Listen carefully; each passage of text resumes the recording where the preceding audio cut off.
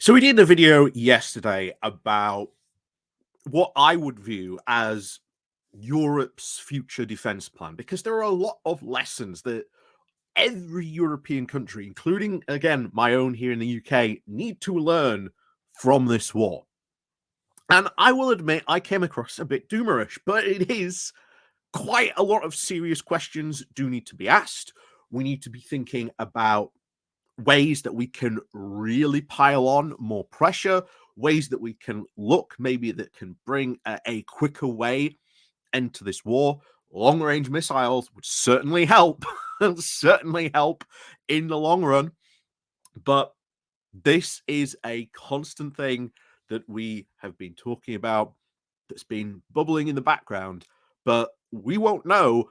Will we learn those lessons until this war is, of course, brought to an end?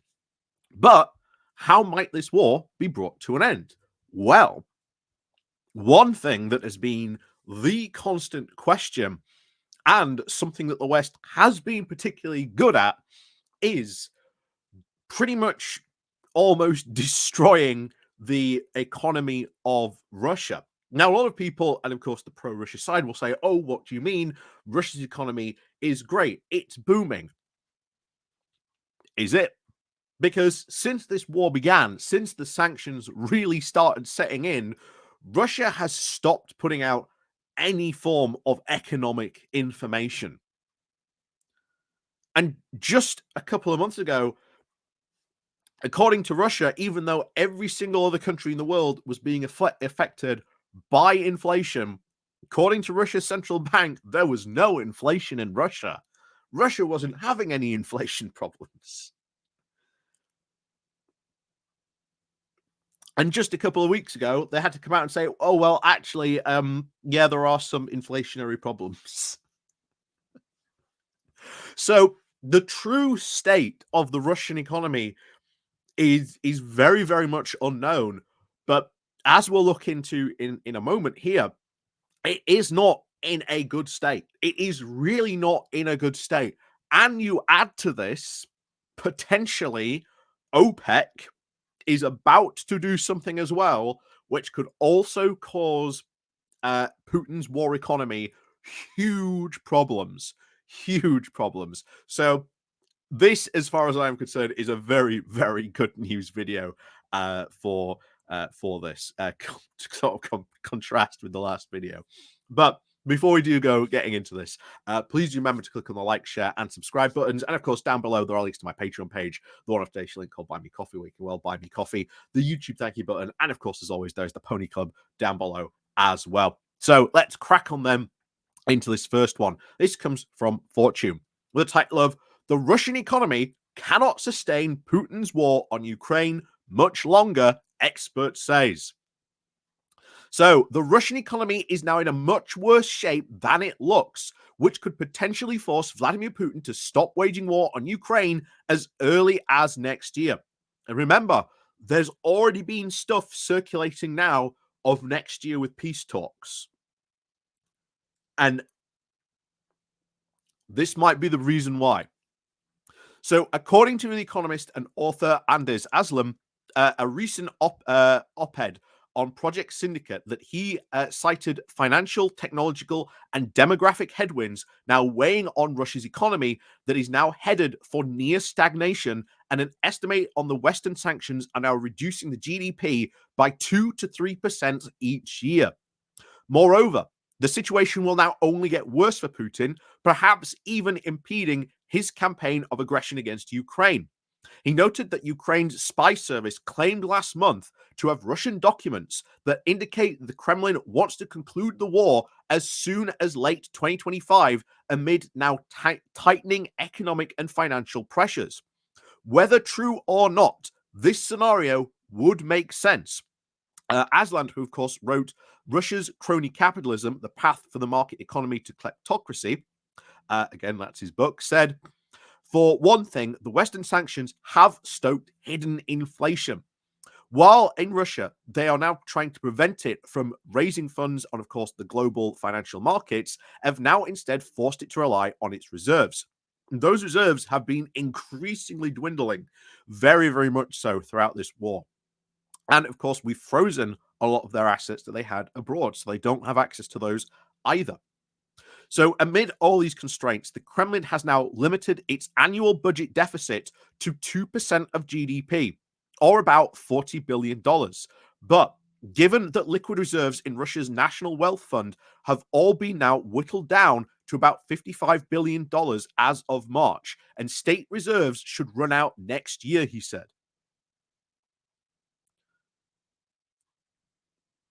So that's their money situation. Meanwhile, Russia's technological backwardness has also aggravated the brain drain of the best and brightest now fleeing the country after the invasion, as well as Western sanctions and the Soviet like repression and Putin's kleptocracy. Elsewhere, of course, in Russia's economy, the weapons exports have now collapsed as demand for the country's own troops now prevents any sales to foreign countries. Putin's war machine also has a manpower problem as low unemployment and the mass exodus of Russians and with mounting war casualties now limit the ability to raise more troops. So all this, again, still very, very bad picture for Russia. Very bad picture for Russia, which is great for the Ukrainians. So with these financial reserves running dry, Russia will have trouble actually making the budget math work. Andrew estimated that the Russians will spend at least 190 billion or 10% of their GDP on the war this year. And the Kremlin is now running out of places to cut from other than war expenses as the invasion nears now its 3-year anniversary. Ukraine could win the war if it had an additional $50 billion per year, as well as, of course, the green light to bomb military targets inside Russia, he said. And that's where things would start getting interesting. Because remember, you target those things. This is why the Ukrainians want these long-range missiles, not only to strike Russian military targets further into Russia. We saw not too long ago that Ukrainian drone strike with those massive explosions. If they had those more long-range missiles, they could target more of those things. They could target more ammunition points. They could target logistical hubs. And that, again, puts more pressure on the Russian economy. Because it really does look, when we're looking at this, when we're looking at all this stuff, they are, like, the Russian economy seems to be very, very much balancing on a knife edge. And, Putin's cronies are desperately trying everything they can to try and keep it going. But even that has a limit. Very, very much so has a limit.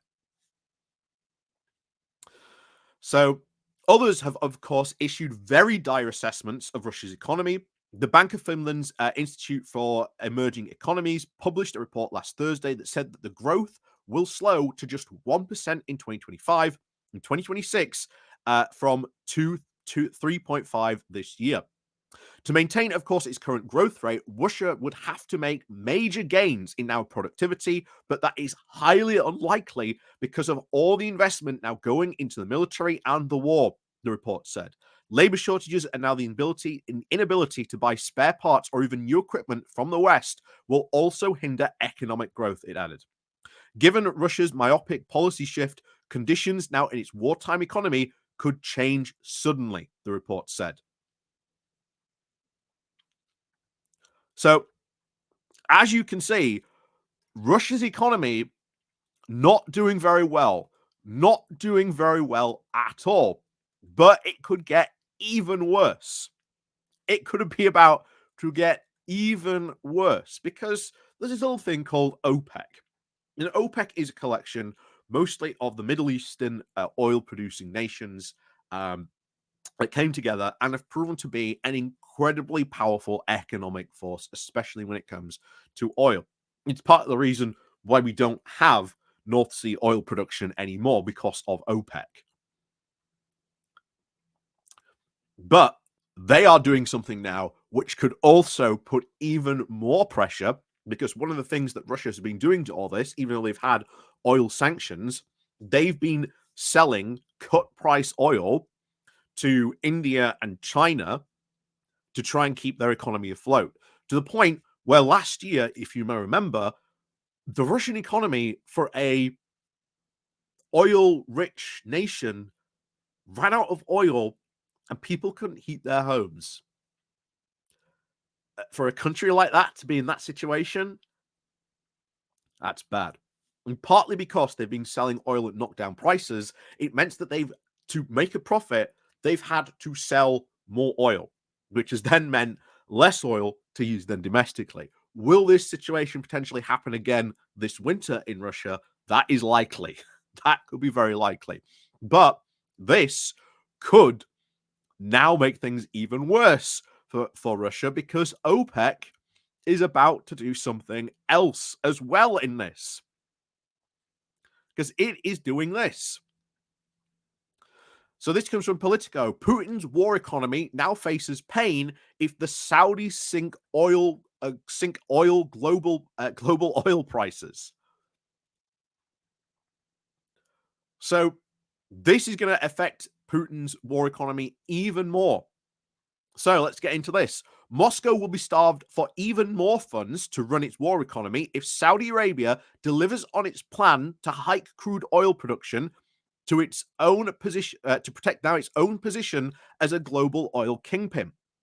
Riyadh now is increasingly frustrated with other petrostates' quote failure to coordinate on cutting supply and rise oil prices to around $100 per barrel, up from the current 70.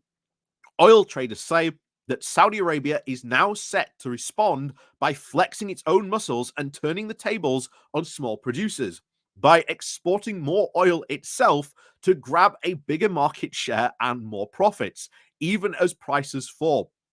That strategy could then sink oil prices and spell new bad news for Russian President Vladimir Putin, as oil and gas have been the single largest source of revenue for the Russian state for over the past decade, making up as much as half of the country's budget. So if Saudi Arabia goes ahead with that, then Russia is going to find itself in even more problems, even bigger problems on this. And as you saw there from that other article, the Russian economy is not in the best state. And they've been relying on oil and gas exports as much as they try to navigate around this to help keep their economy going. But how can you keep that going when now Saudi Arabia is about to massively ramp up its own oil production to try and sink global oil prices?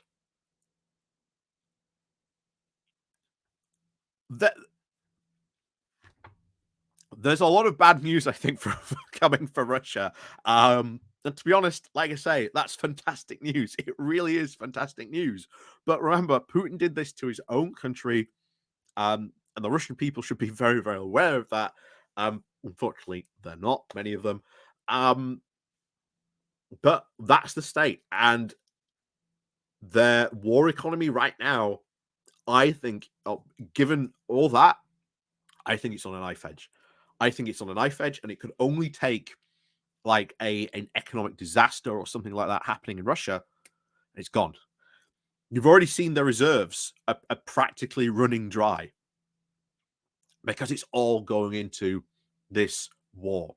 And here's the thing: war potentially doesn't make money. And one of the things that should be really looked at is to make sure that Putin doesn't take territory. Because as we've already seen throughout this war, Putin's soldiers have basically stripped any area that they can of any economic worth that they can. Because any territory afterwards is going to be massively exploited to try and help Putin get out of this mess. So, you know, to counterbalance that other video we did, I think it was well worth doing this video because it does really just show you how bad a situation the Russian war economy really is in at this point. And if it is true that they can't fight longer than that, well, maybe there is, more and more argument to give them those longer range missiles. Which again, I really hope we do, because at the moment it is America stopping us using those, and of course Olaf Schultz not giving Ukraine the Taurus missiles. So, you know, just give him, unleash the ball already, Schultz, unleash the ball. But as always, thank you very much for watching, and of course, as always, we'll see you all next time.